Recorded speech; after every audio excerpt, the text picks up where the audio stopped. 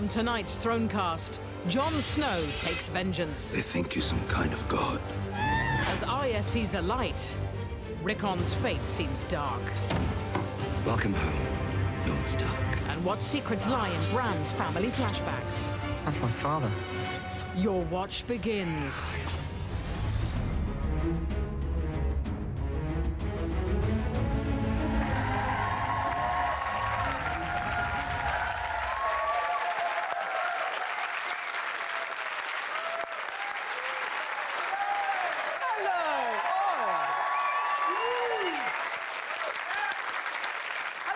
Thronecast, the show that looks at the Game of Thrones programme and says, what's that about then? That really was a captivating and mouth-wateringly well-rounded episode. And by episode, I mean Kit Harington's arse. Seriously, you could eat your dinner off it, and I have. Do you want to know how? Press red now. We also saw the return of Rickon Stark, who has been gifted to the smirking sadist Ramsay Bolton. I hope he keeps his dick on. Come on, you can't be called Rickon and meet Ramsay Stark and not expect that joke to be made. His big brother Bran continues his walk down memory lane where he met Liam Gallagher, Ned Stark.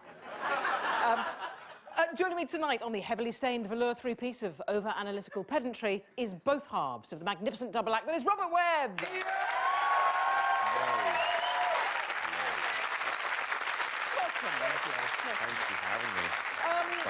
To begin, I like guests to describe their reaction to the episode in one word. Fluffy. Fluffy? It was a fluffy one. I mean, given the first two episodes, that was quite laid back. That was just a simple multiple hanging. That was, you know, that was just a little bit of vanilla at the end. It was quite a vanilla, just a sword to the back of the neck. There was a bit of that, wasn't there? Yes, yeah. I'd forgotten that bit of the violence. Yeah, but fluffy overall. Fairly fluffy by GOT standards. I think you're absolutely right. Well, if you at home are able, as Rob has done, to condense your innermost dreams into single words or into a pithy GIF, then why not tweet us? Hashtag GOT Atlantic. All are welcome. But time now to welcome a man who's provided weaponry for some of the most memorable screen epics of our time. Braveheart, Saving Private Ryan, Catchphrase. Most importantly, he's been involved in all of these amazing moments from Game of Thrones. Fine little blade.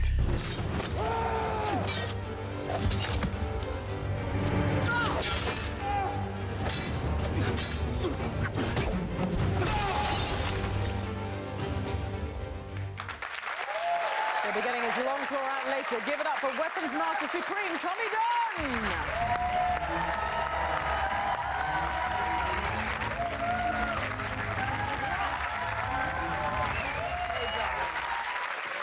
Beauty. Hey, sweetie. Oh, good to see you, honey.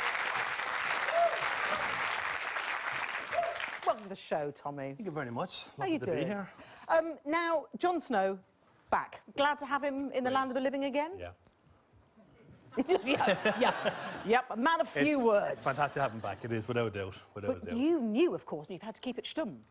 Yeah, it's very hard because obviously we have the script and we have all the outlines and the dialogue and everything goes with it. So it is hard to keep it in there. But obviously with Dave and Dan, you know, they'll have you. Ooh, Dave and Dan. Yeah, they'll work you hard to make sure you keep all the secrets. Were you glad to have him back, Robert? I was, particularly because I'm hoping he's gone a bit evil now. I'm hoping that being brought back by the evil child-murdering witch a bit of evil will have gone in, and it'll be a bit like, I'm showing my age, but Superman 3, the 1983, I think, film where Robert Vaughn tries to kill Superman with some kryptonite, but it's badly made, it's tar in it, and he just goes evil. Yeah, I'm hoping for a bit of that. So you want nasty snow, you want dirty snow. I want dirty snow. Yeah, you do. That's exactly what I want. You want sludge, basically, is what you want. Yeah, and more nudity. Well, can I just say, what happened to his underpants? Maybe you know this, Tommy, because... Well, he was there. He had that little cloth over him. And then he didn't. Which is not it didn't go all the way round. How do you so know when it he leant didn't? up... Clearly, because when he sat It could have been up, elasticated. You could see his crack. I think that the pants were on and someone removed them. Tommy? It wasn't me. No, OK. It wasn't me. Right, maybe Melisandre, you know. She's quite fruity. I wouldn't put anything past her. I think she probably thought it was payback. She thought, I brought you back to life, I will be taking that loincloth. Yes. And down it goes. Down go the undercrackers. Yes. Now, Davos rather eloquently summed up the situation. He said, you were dead, and now you're not. It's completely fucking mad. It's fucking mad. It's fucking mad. Fucking mad. How do you think John is feeling? How do you think he's feeling? Yeah, I mean, it's quite a... Well, yeah. I saw... It was funny because he kind of came out and he was slightly, leaning on banisters. And I thought, actually, for a dead bloke, he's doing quite well. He is. But of course, you would be a bit weak if you died. Yes, I think so. You'd be weak. I think you probably... If you had been dead and then you were suddenly just alive, I think Yeah. weakness would probably be natural. Yes. In that instance. Yes, I mean, you've asked for bad snow, but actually what we did get a slight glimpse into possibly a more vengeful man than we used to. He did hang those people, didn't he? I mean, well, you would be cross. I mean, he's a little cross. bit, definitely. And why not? But it was quite lingering, because normally on TV or in films, you hang someone, it goes, and move on. No, but this was not Game of Thrones. No, long, lingering shot of dead people. There's, I mean, much discussion to be had about whether old Jon Snow, pre-dead Jon Snow, would have done something like that. Do you think he would have done something like that in the name of honour and valour and truth? It's a good question. I mean, he probably wouldn't, being John himself, being a bit of a... He's more methodical, he thinks more humanly, more humane. But I think he's got his vengeful side there. I think But he's then definitely they seem to have capital punishment for more or less anything. Yes. So I think probably stabbing the Lord Commander... To death. To death. They probably don't even have to put that in brackets. That's just... that would probably be a capital... They will crime now, though. They'll have to completely change everything now he's gone, died and come back. Yeah, it's if that happens... It's complicated. The precedent has been set. I know. Really annoying. Yeah. See, for me, I thought he almost didn't go through with it. He saw Ollie's face, but then the look of hatred that Ollie shot him back, I think he thought, no, I have to do this. Yeah. Bad move, Ollie. Ollie just... Ugh. Yeah. So are you a fan of Jon Snow, Robert? Not really. OK. I find him very pretty to look at. Yes. But generally quite dull. And mainly because all of his stuff, bless him. I mean, bless him. You have turned look, I went that as crowd. far as I could. I said I wanted to knob him. I'm just saying I don't want to watch him on TV. No, he's... This is a complicated all of broth. his scenes are in the north and all the wall stuff and the ice and the stuff. Yeah. Oh, What, so if he's on can't we Marbella? go back to the sunny place where all the power is? So you'd like him in Dawn and then you'd... I'd like him in Dawn. Yes. That would be good. We've seen, obviously, him handing his P45 in. Presumably now, I mean, he's dead, his contract is over, he's handed over his cloak. Where do we think he's going to go now, Tommy? Is he going to focus, do you think, on his battle with the White Walkers? You know. Do I have to tell you? Well, I do know. That's the problem. The problem is I do know very well. And it's going to be one of them things where... It'll unravel as it should. It'll definitely unravel, and he will be out there. Is this a good time to say, can we see your heavy weaponry? You're lucky I brought some. Hey! So you brought Longclaw, have you not? Indeed. Oh, yes. I've never heard women make that noise. I couldn't tell you what it was. Yeah, never heard that. This is Longclaw. This is Longclaw. OK, take me through the making of this, then. Well, again, the making. It's a pattern-welded blade, so it's forged, all hand-forged, for the show, specifically for it. Crossguard, handmade, handle, and then obviously we come up to the head. It's to symbolise the Bear Island, which is Commander Mormont, obviously ceremonial sword, so it's a Bear Island sword from Commander Mormont, so it's quite straightforward for what it is. And this is Valerian steel. It is Valerian steel. It is one of the few Valerian steels that we do have as part of the show, and we'll know what happens within the Valerian steel and how it becomes mythical and how it becomes powerful. In reality, is it actually Sheffield steel? Which is as strong as Valerian steel. Yes. Yeah, as much as Sheffield steel is marvellous, it's not that. OK. So this was... OK, so you've got Widow's Wail and Longclaw are the Valerians. Yes. The Valerian steel. Oh, look at that. I sort of want to touch it. Does health and safety enable me to do that? It does indeed. Come on, bring it on. Oh.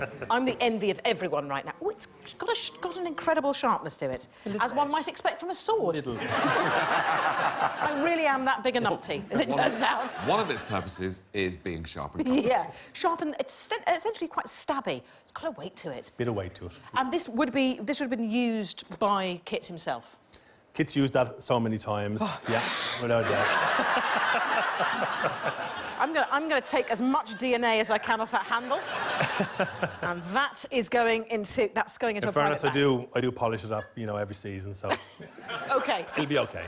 I'm gonna hand this back. There's a lot of people who want to touch that. Go on then, Robert, give it a go. Can I please? All right, there you go. This is very All exciting. yours. Oh, I say. Oh, yeah. No, it's a lovely balance. I actually thought, because I've got quite silly little hands, and I actually thought that the handle would be longer than this. No. But it's great. Looks good on you. Thanks. I'd say man. get one. Wear it well. Get Yeah, one. thank you. Let's move now to family, beyond the family stock, to within the family stock, to Arya.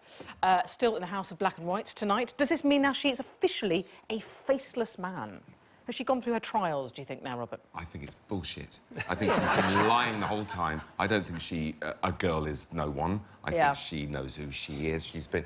But what is it with that other one who keeps hitting her? The waif.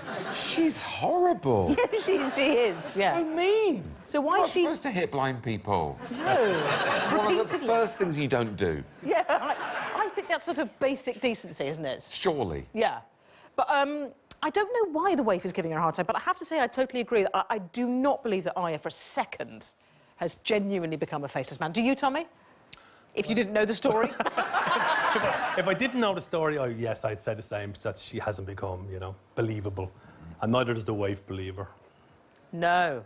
There's lots to find out about the waif, I I'm think. glad that's all moved on, really, because the Yeah. last season I was getting a bit bored watching, you know, a girl does some mopping, a girl, you know, gets a dustpan and it did go on for quite a while. I quite like it because I love his stillness, Jackhand. I love it. He's marvellous. He is an erotic sort of prince amongst men. But enough of that, I'm being told in my earpiece repeatedly, along with the words screaming, move on. She's not the most likeable kid on the block, is she, the waif, as you say, but I think there's probably worse out there. So we conducted an exhaustive search to identify the worst children in Westeros and found there are 5 golden nugget rules to being a little shit. Our family's everything. Always be nice to your double uncle, second cousin once removed. Everyone is mine to torment. You do well to remember that, you little monster. Watch your behaviour, otherwise you could look like a right shithead. I want the man who threw that. Find who did that and bring him to me. Just kill them. Kill them all. One way to be a little bum nugget would be to sever the head of your fiancé's father and pop it on a stick, like a family lollipop. No, please, no. This one's your father. I love teenagers. They've got such a cracking sense of humour. Write back to Lord Frey. Thank him for his service and command him to send Robb Stark's head. I'm going to serve it to Sansa at my wedding feast. Your Grace, Lady Sansa is your aunt by marriage. A joke? Joffrey did not mean it. Yes, I did. If you carry on like this, I'm going to turn this car around and you're not going to Thorpe Park. Oh, I can't stand the wailing of women. One word, and I hit you again. I'm telling Mother. What would you prescribe for this little blighter? The little king's back top, clogged from balls to brains. You think dipping his wick will cure what ails him? There's no cure for being a cunt.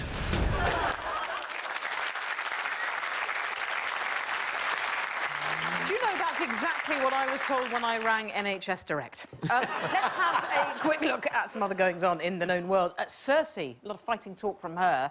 The violent Cersei we know and love back, do you think? I do hope so. I couldn't believe we've gone for ages without Jonathan Pryce being horribly, horribly mutilated and punished for what he's done. So I'm looking forward to that. Yes. I love it when she gets a mojo on. Yes. Well, they're tense times, weren't they, in King's Landing today? Obviously, the ballsy move by the small council to reject Jaime and Cersei. I think, I want to look at Tommy very carefully, they might live to regret, or not live to regret that. I mean, that was... Well, this is Cersei. Yes. So she's good at dealing with it. I mean, And she'll deal with it Kevin well. and Meister Pycelle, the whole lot of them out. That's trouble brewing, I have to say. But the biggest trouble for me is the mountain. Now, as a weapons dude, as a weapons doyen, Tommy, who's going to be more effective? The mountain or a massive sword? I think I'd point the mountain towards him. As a big man, as a big, big creature. If you were making a sword for the mountain, what would you go for? Well, he's got a big sword at the moment with him, which is quite a broad sword. And he's well able to wield it, as we've seen prior to him become zombieized. So that'll stay with him, hopefully. You know? OK, so that is, he's not gonna get a sword of greater significance. He's got this big, broad sword. Well, I don't know yet.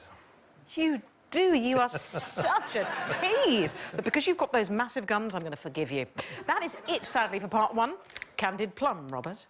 Not yet. They used to belong to Varys. You're right not to touch them.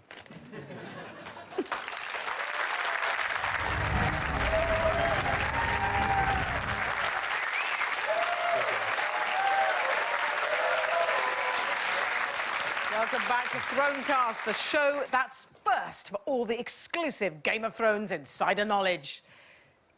After the internet. Now, Bran had another encounter with a young Ned in tonight's episode. What did you make of teen Ned, Robert? I was disappointed because I was expecting a mullet. I mean, a proper, you know, he's northern, he's a teenager. I wanted a proper sort of footballers. But it was quite, but it was the same style as Sean Bean had, but sort of, yeah, but in that. Sort of quite heavy on the sort of quiff. Yeah. Sort of quite a luxuriant sort of ginger quiff. It was rather, wasn't it? I've been very carefully put together. You just imagine him every morning. Yeah. Getting his hairs, getting his curvy grips and hairbands. He wasn't sort of stroppy teenager, though, was he? He was just to the point. Straightforwardly violent and... Yes. Yeah. Just did exactly. He's into his wars, he's into his sword fighting. Man bun and war, that's it. Yeah. That's all he cares about. Yeah.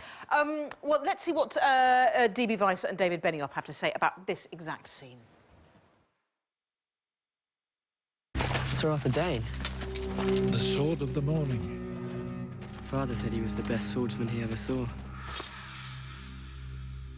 One of the best things about being able to go back with Bran and look at the past is to be able to see the discrepancy between the received history, the things that everybody knows about the things that happened, and what actually happened. Every kid who grows up in Westeros, they all hear about this legendary sword fight that took place 20 years ago, and as far as Bran knew, is just his father beat this legendary guy.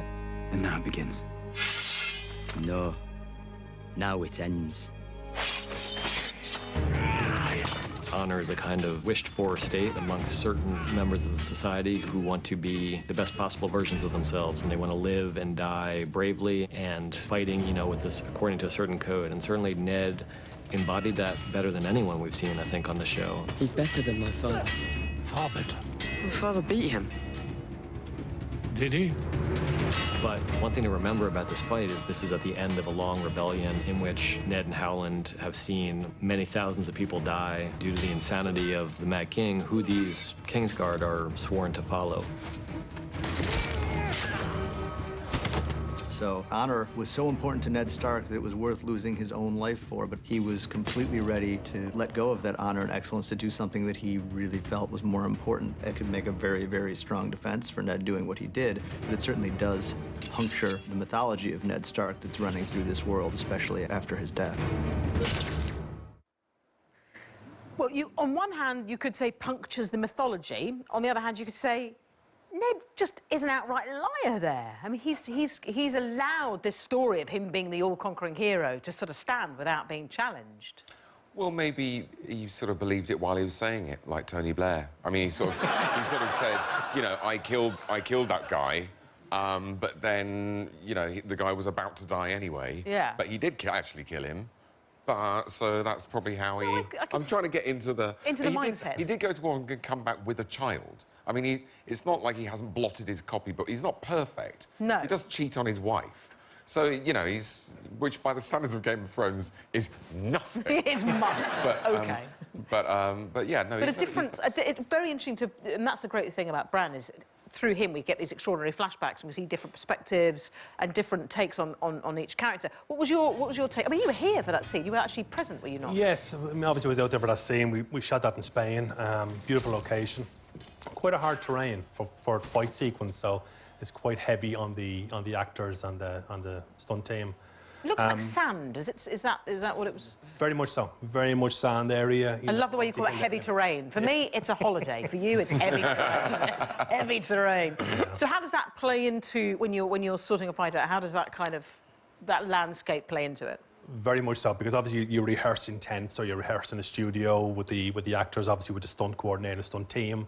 On their end of it, obviously we supply all the weaponry and make all the safes and make sure everything is happy with it. But so on their end of it, the total terrain takes over the job, so you have to modify it and re-choreograph every fight depending on the sequence. It's like a dance floor, isn't it? Hey, it's like learning a dance on a completely different surface, and then you're out there on a shiny. I wonder how you would be, majestic as you are at the dance, on sand. That's something. I think I would find that heavy terrain challenging. That is a format that I might have to explore. You on sand dancing. Sand dance. Ned's sword, Ice, of course, one of the most memorable swords from the show. Was it your favourite to make? Yes, it was. Well, obviously, when Ice was made, it was actually right at the pilot, so the very, very start of the whole show. Which is quite a big sword for what we see. You can see the footage there. That's you there. That's me there, yeah. Do you always wear a grey muscle vest when you're working with swords? No, we can look forward. That's a costume department which do a fantastic job on it all. And there you go, the two being forged.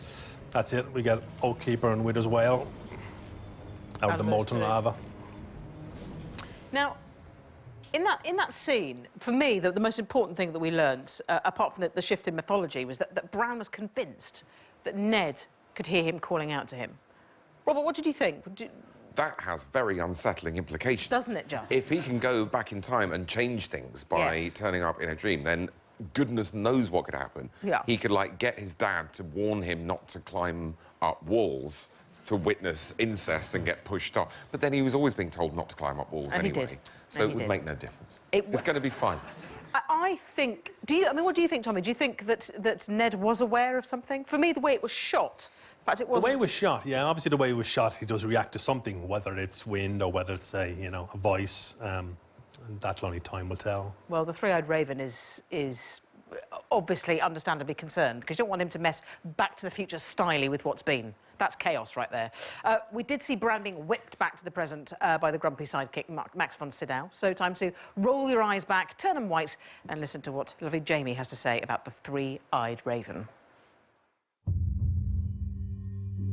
The three-eyed raven is a mysterious being with magical powers. He's a mortal man who lived an eventful life before settling in the forest with the children. His birth name was Brendan Rivers, and he was a legitimised bastard son of Aegon Targaryen IV. He's held many titles in his life, including Master of Whisperers, Hand of the King, and Lord Commander of the Night's Watch. However, he disappeared after going ranging alone beyond the wall many years ago. The three-eyed raven now resides beyond the wall with the children of the forest and is fused to an ancient weirwood tree. He first started to communicate with Bran by appearing as a raven with three eyes in Bran's vision dreams and has the power of green sight and warging. Green sight is the ability to see into the past and the future, while warging, also known as skin changing, is the ability to enter the minds of animals and control their actions. These abilities are passed down genetically, and it's extremely rare to be capable of both, which is what makes Bran so special. Old Nan used to tell me stories about magical people who could live inside stags, birds, wolves. The warg's abilities begin with vivid dreams of seeing the world through the eyes of an animal. They then progress to entering the mind of the animal at will. When they do this, their eyes glaze over white and their human body becomes immobile until they return to their own mind. Although they use their powers on animals, it's not impossible for wargs to enter the mind of another human.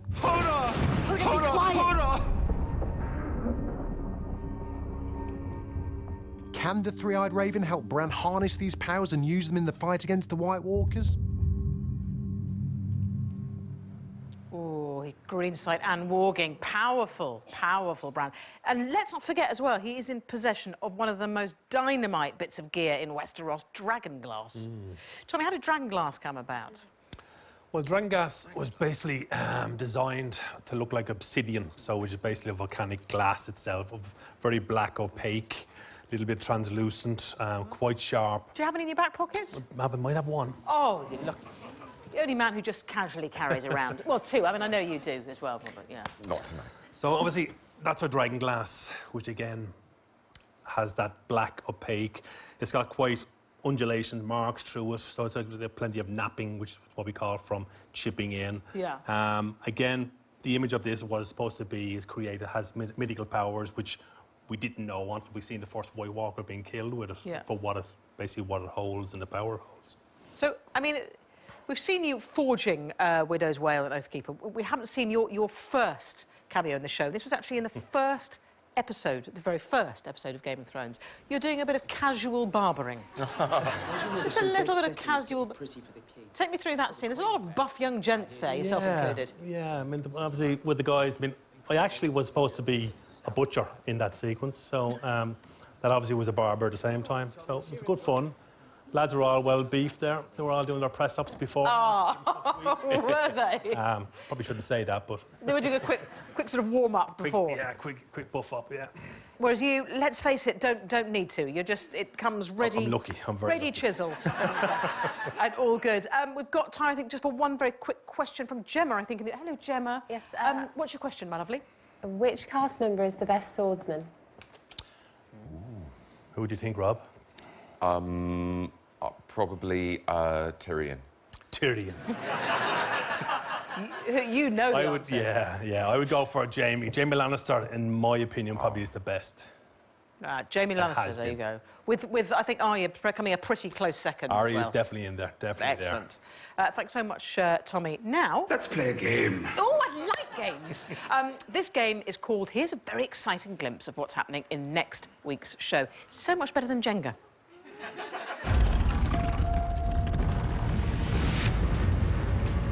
Sansa has escaped Winterfell. She won't be safe with the Boltons after her. I risked everything for you, and you betrayed me. I'm sorry. Stop saying that. Marjorie will repent her sins before the city. That cannot happen. I agree. When does she return? Soon. The Temple of the Dosh Khalin. That's where they'll have taken her.